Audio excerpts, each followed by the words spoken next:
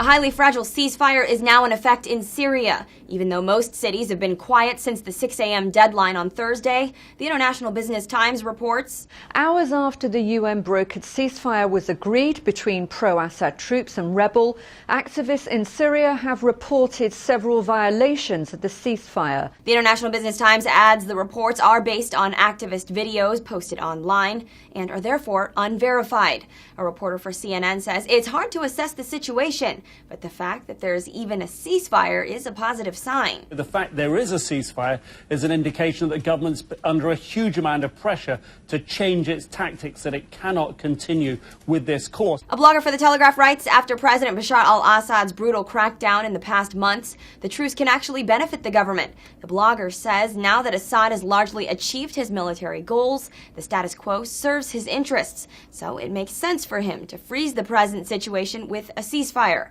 If the rebels try to challenge this, Assad can blame them for breaking the agreement. The ceasefire is the first stage of UN envoy Kofi Annan's 6-step peace plan.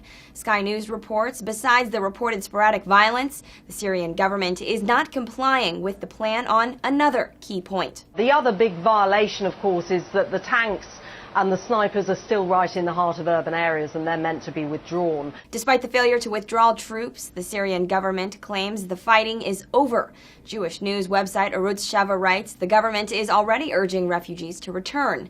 The ministry said in a statement that with the implementation of the ceasefire in the country, calm had returned to Syria, and there was no reason for anyone to remain a refugee. According to the website, the statement advises refugees to simply ignore news about continuing violence, calling them false reports. But refugees are pessimistic about Assad's promise to comply with the UN. Here's what a Syrian man living in a Turkish refugee camp tells Euronews. His words are all gibberish. This ceasefire won't last. Assad has been promising this for a year. I don't think he'll withdraw either his tanks or his troops. Activists are calling for major protests on Friday, which will test the government's willingness to keep the ceasefire.